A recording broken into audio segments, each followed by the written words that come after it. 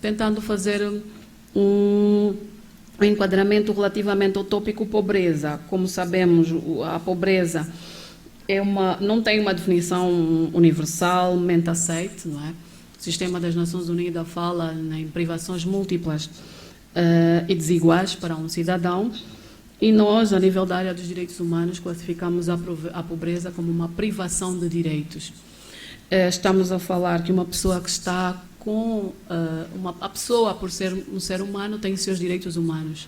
E quando começa a haver falhas na garantia, na efetivação desses direitos, então podemos considerar já estar numa situação de pobreza. Situações como a falta de alimentação de qualidade, a subsistência, o exercício da cidadania, a desigualdade e a discriminação de género podem ser incorporados como elementos que vão contribuir para que uma pessoa tenha uma privação de direitos e, ao mesmo tempo, seja considerada uma pessoa que esteja a viver uma situação de pobreza.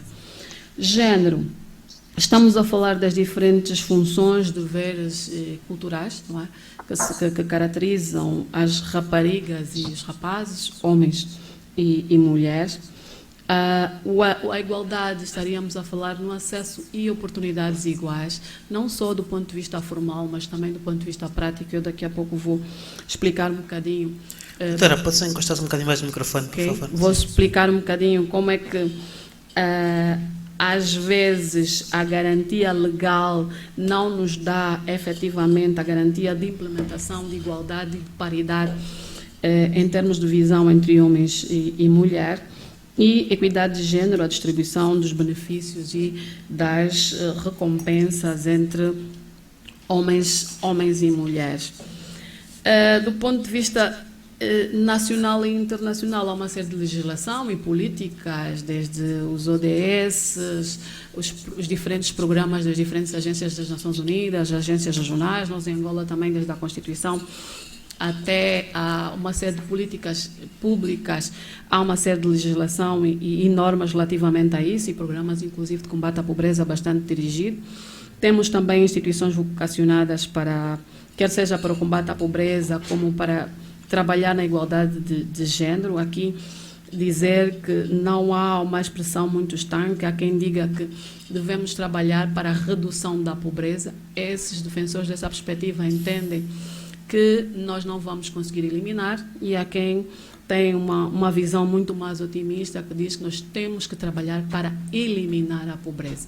Entre a redução e a eliminação, muitos passos devem ser dados, deve-se olhar para aquilo que é o dia a dia do cidadão, como é que o cidadão está, não é? Há uma expressão que se diz, e eu corroboro com ela: se nós tivermos que falar do rosto da pobreza no mundo, em África, em Angola não está diferente disso, é efetivamente um rosto de uma mulher, e um rosto de uma mulher jovem. Formalmente, há uma série de garantias. O problema está, sobretudo, na implementação prática, na efetivação desses princípios e nessas formas. Como falar, por exemplo, de igualdade no tratamento, se a partir de casa, do ponto de vista cultural, a educação que os pais dão à menina não é necessariamente o mesmo tipo de educação que dão ao menino. A menina é educada com os deveres, chamados deveres de casa, e o rapaz com outras habilidades e outras competências que não são as habilidades e competências normalmente que se ensina às meninas. As meninas, para ser do ponto de vista prático, é lavar a louça, tem que saber engomar, tem que saber cozinhar, porque isso vai ser uma questão muito importante na tua vida no futuro. Pode ser para conseguir um emprego. Se estivermos a falar sobretudo para famílias muito mais carenciadas, a perspectiva é essa, e para outras já não. Olha, para quando estiver em casa do seu marido, poder fazer esse trabalho. O mesmo já não é aplicado na educação dos rapazes. Então, o rapaz tem uma educação diferente. E no momento da escolha, aquele pai, aquela mãe que não tem a possibilidade de mandar os dois para a escola, no caso de alguém que tem um casal, obviamente e tendencialmente, né, o que nos diz a realidade é que manda-se o rapaz e a menina fica para acompanhar e ajudar a mãe a cuidar dos outros irmãos e a fazer a lida da casa. Aqui temos já a partida uma desigualdade na educação nas famílias, não é uma estrutural. Outra questão também é relativamente à própria educação sexual e reprodutiva, não é? Como é que as meninas são educadas a cuidarem-se de si, da sua higiene menstrual, e os rapazes? Até que ponto elas têm informação e acesso aos diferentes mecanismos de educação sexual e reprodutiva, sendo que há aqui questões que devem ser discutidas, como, por exemplo, em que idade nós devemos começar a fazer a educação sexual das meninas e os rapazes. Isso é muito importante lá mais à frente, porque depois temos os problemas das gravidezes precoces, dos casamentos precoces, que vão trazer problemas de saúde, mortalidade e etc. A questão da gravidez, do casamento, da herança e da viuvez, aqui também repercute um bocadinho a forma como a sociedade, como as famílias vão educar os rapazes e as meninas, e no trabalho também. Uma menina faz um caminho, consegue ultrapassar todas essas barreiras, passar do ensino primário, ensino secundário, ensino médio e na universidade, e ter acesso a um emprego em igualdade de circunstância que um rapaz, imaginemos que num setor de topo, com taxas de salário bastante altas, mas se for um casal, não é? Há uma gravidez, estão grávidos, é uma expressão que se usa hoje, mas apenas um é que fica privado de continuar o trabalho. Tem que fazer a licença, se tiver uma gravidez de risco tem que parar. E aquilo que é a igualdade de oportunidade de acesso ao emprego, se estivermos a falar do mesmo tipo de salário, o que é que vai dar? Que durante o período em que ela tem que fazer a gestação, fazer a licença, o rapaz vai continuar. Vai ter oportunidade de continuar no trabalho, formação, e obviamente quando ela volta 3, 4 meses depois, o barco andou e ela tem de alguma forma, está de alguma forma atrás, e isso tudo também condiciona no seu desenvolvimento. Vamos dizer, o setor, e formalmente o salário é igual, mas a partida, quando há uma série de condicionalismo que vão depois dificultar como barreira o acesso dessas meninas e raparigas, acaba por colocá-las um bocadinho mais atrás. E o mesmo se diz se estiverem em formação.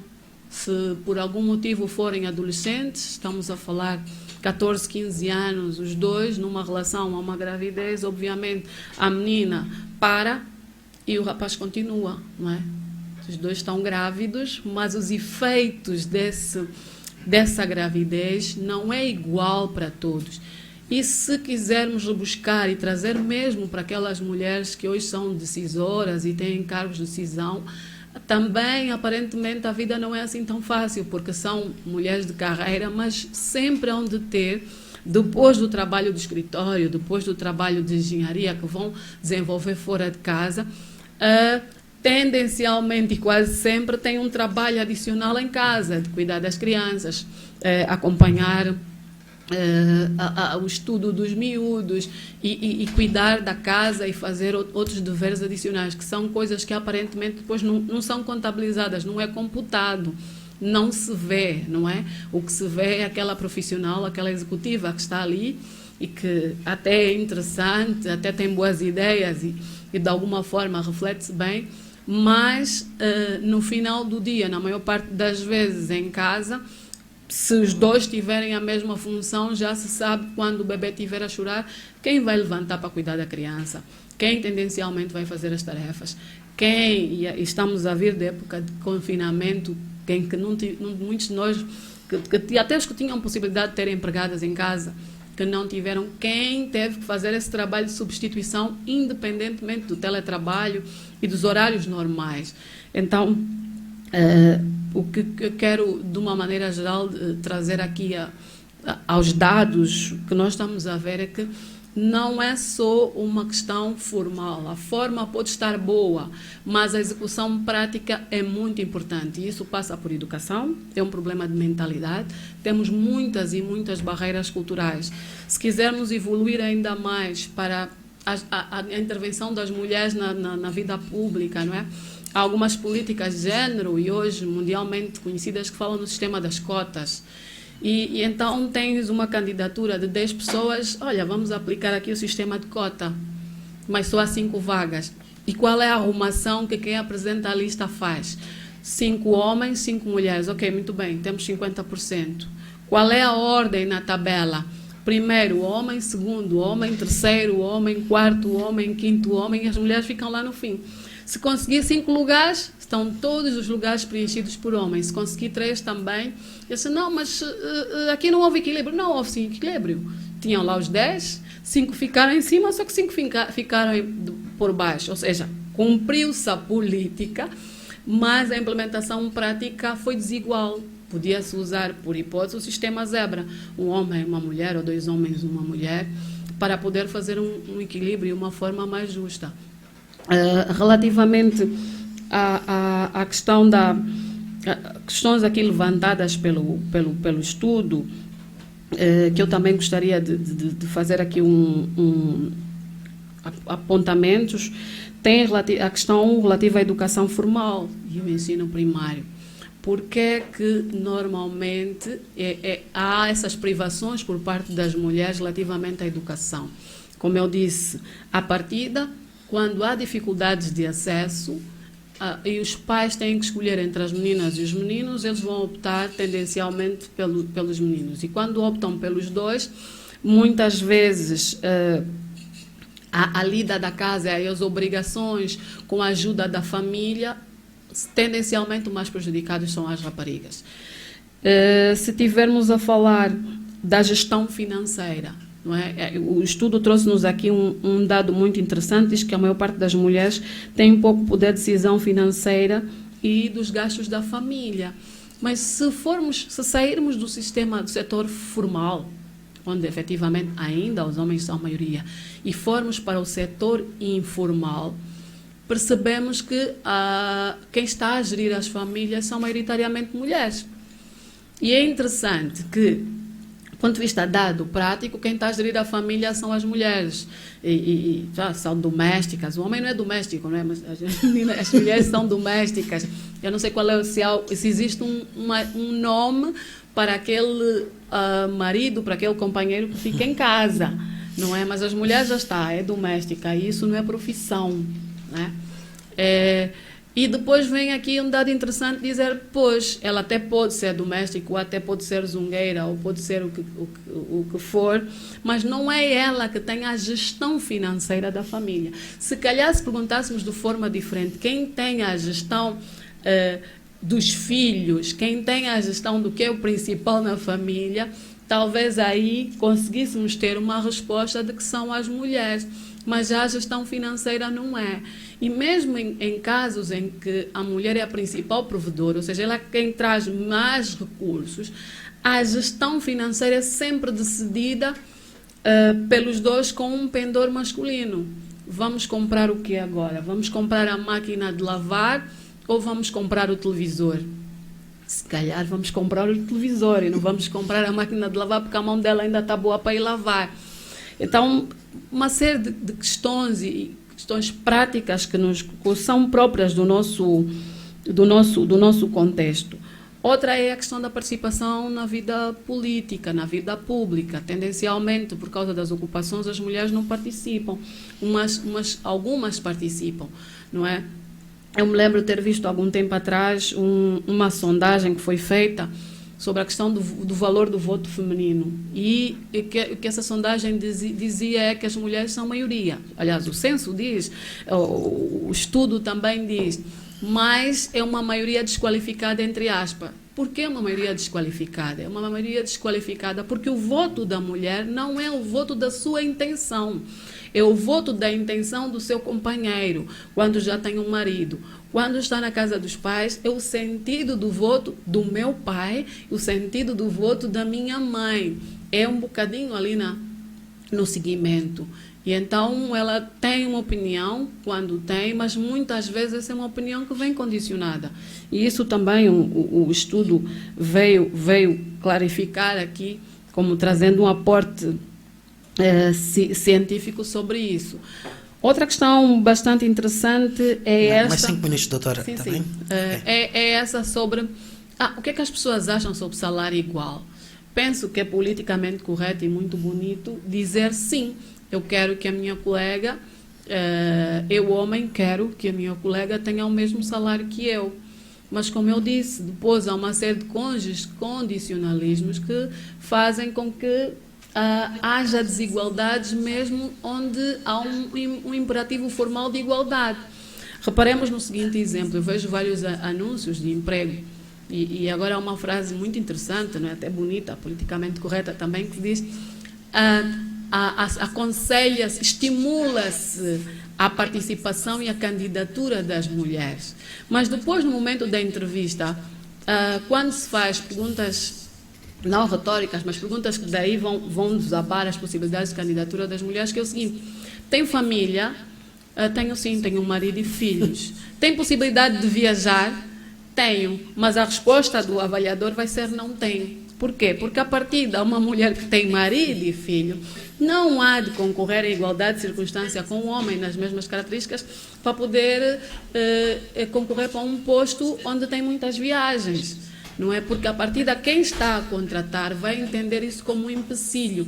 Ela é mãe, não sabemos se está a dar de mamar ou se não está a dar de mamar, se vai ter possibilidade de deixar o marido e os filhos para poder fazer essa viagem. O mesmo nos postos de trabalho. É frequente quando alguém tem um posto fora da sua localidade, e vemos muito, e seria interessante algum dia trazermos aqui um aporte relativamente a dados estatísticos. É muito mais frequente as mulheres terem que abandonar os seus empregos para irem acompanhar os maridos do que os maridos abandonarem os seus empregos para irem acompanhar as mulheres, até porque a sociedade vai a rotular. Então, porque ninguém pergunta dos dois quem tinha o melhor salário. Ninguém pergunta, se o marido foi, independentemente da progressão e da carreira dela, ela quase que automaticamente e sem pergunta e sem questionamento deve ir atrás do seu marido para manter a família, e ele não pode abandonar o projeto e ficar sabendo que a mulher está numa situação de melhor capacidade financeira e etc. Então, de uma maneira geral, são alguns aportes que eu gostaria de trazer aqui a perspectiva dos direitos humanos e a perspectiva da diferenciação, que é muito mais profunda, que não passa só por garantia de uma legislação que diz homem e mulher são iguais e o salário que eu vou pagar para quem concorrer para essa categoria é este. Que há por trás disso, ou que eu tenho que ter uma lista de 50%, 50%, e depois já prática, há aí uma série de aspectos que vão dizer que não é? É muito bom ouvir e ver o resultado. Não, os homens entendem que as mulheres têm o mesmo direito à terra e à herança. Do ponto de vista prático, vamos buscar estatísticas para ver quantas mulheres efetivamente são titulares, possuidoras de título de terra ou de habitação. Em muitos casos, até ela quem dá o dinheiro, mas a habitação, o bem, o carro e etc., tem que ir em nome do marido, pela salvaguarda do bem família, o bem maior. Então temos aí uma série de questões que é importante olhar e ver, que não passa só por quem efetivamente está numa situação de pobreza.